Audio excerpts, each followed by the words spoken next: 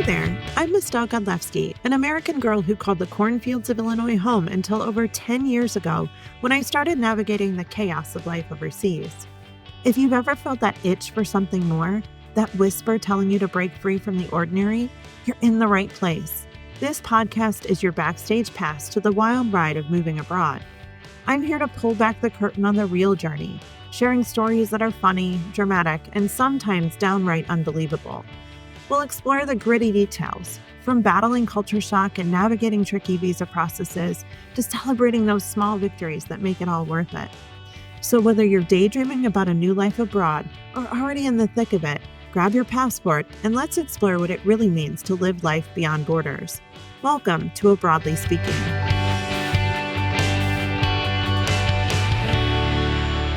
Hey there, friend. Welcome to the A Broadly Speaking podcast. My name is Mistel. If you're new here, welcome. If you've been here before, welcome back.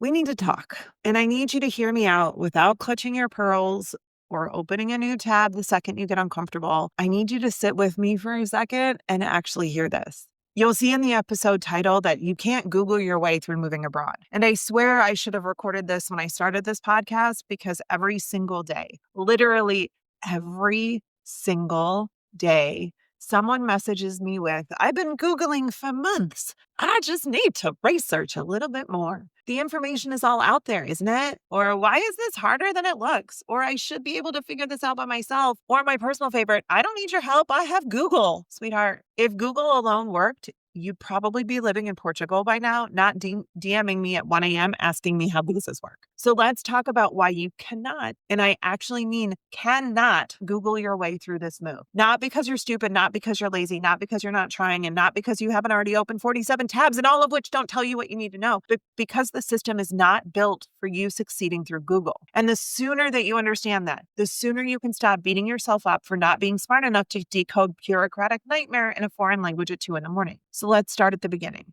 Google is not a live human being. It cannot see who you are. Google doesn't know your citizenship. It doesn't know your education, your skills, your income, your marital status, your dependents, your custody situation, your debt, your timelines, your risk tolerance, your mental health, your partner's hesitations, your budget, your credit score, your actual goals, or your non-negotiables. It doesn't. None of those things. Google is an algorithmic slot machine. Type in best places to move abroad, and it spits out the same 10 listicles written by SEO content mills, people who never move, travel bloggers, retirees, nomads who haven't paid taxes in 11 years, or ChatGPT automated web pages with stock photos of Mediterranean doors. Google does not care about you. It doesn't care about whether or not your life would actually work in those circumstances. Your search of the cheapest countries to live, Google doesn't say, oh, hey, honey, you're a single mom with a kid who needs special education services. Maybe scratch that country off the list because that shit ain't going to work. Or you have a remote job, but it can't be done outside of the United States. So maybe move somewhere that doesn't require remote workers to legally have a local employer. That would be a good idea. Or you're queer. Maybe that's not a good choice. Google doesn't screen for your safety, your reality, or your well-being. It screens for SEO. And yet people who keep trying to build their entire future on a pile of listicles written for clicks and not real lives are coming to me and saying, hey, Mistel, I don't need you. I need Google. This is where people get trapped. Google gives you information, but you need instructions. That is a massive difference. Google says, here are the 47 visa options. Here's what's required in documents. Here are schools that you could look into. Here's the health insurance system that exists in Germany. Here's the cost of living that somebody pretended to know along the way. That's information. But what you actually need is which visa applies to me? Which documents do I need first? What order do I do these steps in? What can I skip? What traps do I need to avoid? What deadlines can I not miss? What timing is for my situation? How do I actually execute this? How much money do I actually need? How can I move abroad with the money that I actually have? Google can't tell you your path. It only shows you all of the different paths all at once in a confusing avalanche of contradictory nonsense because A doesn't agree with B because none of them work for you. Google is a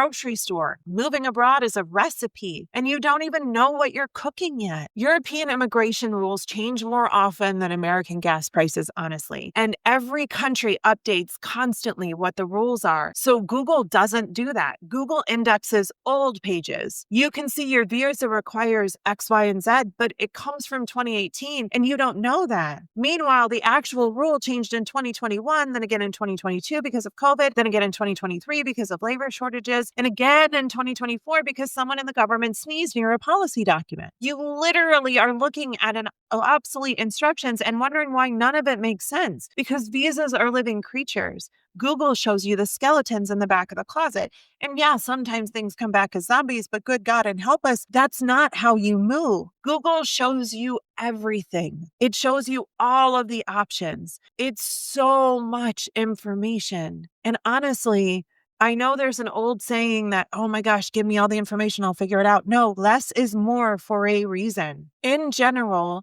people don't fail because they don't have enough information. They fail because they have too much. You look up move to Germany visa. You get a student visa, you get an au pair visa, you get a freelancer visa, you get a job seeker visa, blue cards, family reunification, global talent, e-mobility, digital nomad rumors, forums arguing, Reddit meltdowns, YouTube videos, blogs written by somebody's second cousin who moved to Germany in 2001, and 97 ads for agencies that cost you $7,000. You're drowning in open tabs, and none of them ultimately apply to you. Google is not curated. Google's a hoarder. You don't need 47 different visa types. You need one, and that's the one that applies to you in your specific situation. The truth is, Google doesn't warn you about the consequences. Google just tells you to do something, but not what happens if you do it wrong. Google won't say, if you arrive without X done, you're completely screwed. Or if you choose that visa, you can't switch later. Or if you don't do it right this time, you'll lose your deposit. Or even if you don't get this document apostilled early, you're going to miss the deadline because it takes 6 months to do that. Google doesn't tell you that you're going to pay $10,000 to Austria because your 401k is a black account. Google doesn't tell you that. Google doesn't care if you ruin your timeline or you miss your window or you get rejected. Google is not responsible for your outcome. I know it's easy. You think you're saving time. You think you can Google it, and then all of a sudden you're trying to learn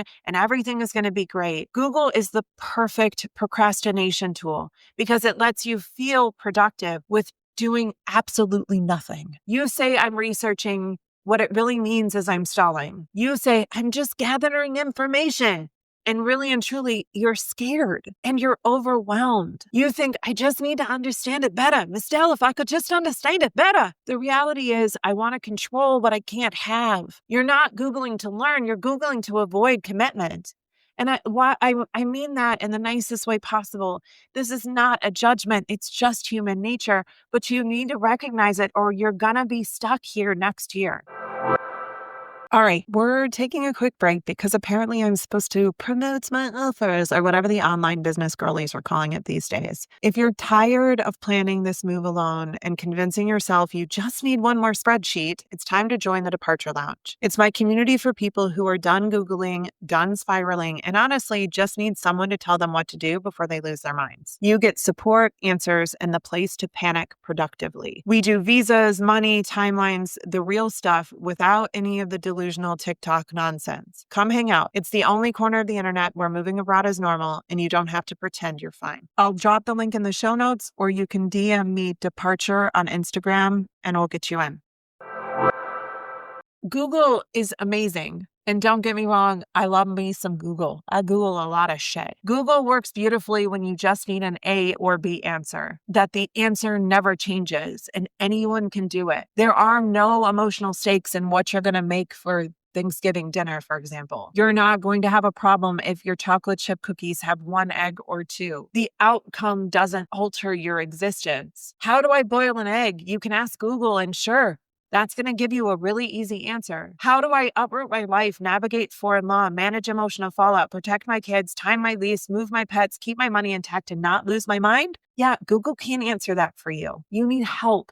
You need real guidance, real clarity, and a roadmap that applies to how you do it. And I get it. You're thinking, well, Michelle, you just sell shit and that's why you're doing this. No, I'm actually telling you this because I want you to know how to do this. I'm not trying to sell you something right now. I want to give you some real answers at the moment. So here's the practical part. Here's how the hell I'm going to do this situation. Number one, I need you to stop researching 12 countries. I need you to, at a maximum, be picking 3 because you can't be planning 47 futures at once, because that's how you know what the visa that you need is before you start choosing which country and city you want to move to. You can't plan housing without knowing if you're legally allowed to live there. You can't plan to move somewhere without knowing exactly where that's going to be. Your next step is to identify the first documents you need, not all of them at once, okay? You're going to probably need a birth certificate. You're definitely going to need a passport, and more than likely, it's going to need to be more than 6 months of expiry. If you're married, you're going to need your marriage license. Do you need an apostille for all of those? That's going to matter. Again, that goes back to rolling on up to the top that you need to know what visa you're applying for to know what documents you need. And you need to know what visa you're applying for to know what legalization that you need for those documents. You need to focus on your timeline, not the information. How much time do I need matters way more than what are the rules at the moment, because you're going to have to back it all up. If you want to move in the next 12 months, you're going to have to plan backwards. Start with the end in mind. I hear that a lot in business coaching, don't get me wrong, but you need to know where you're going to know how to map to get there. So if you're planning on moving in December of 2026, for example, you need to know that it's going to take 6 months to get your birth certificate from your state of North Carolina. Then you need to back that shit up and say, all right, then I need to apply. I need to move in December. It's going to take 3 months to get approval. It's going to take 6 months to get my documents. So I need to start requesting my documents yesterday. That's how we have to build this. You need to set a research limit. I suggest no more than 30 minutes every day. If you can't figure it out in 30 minutes, you need to walk away. You need a patron, a person, a something, not a search engine. I believe wholeheartedly you need to stop expecting Google to tell you what to do. Your path is made by choices that you are going to make, not by the amount of information that you collect. The person with the most information in this case doesn't win. The person who has the right information and the right timelines wins.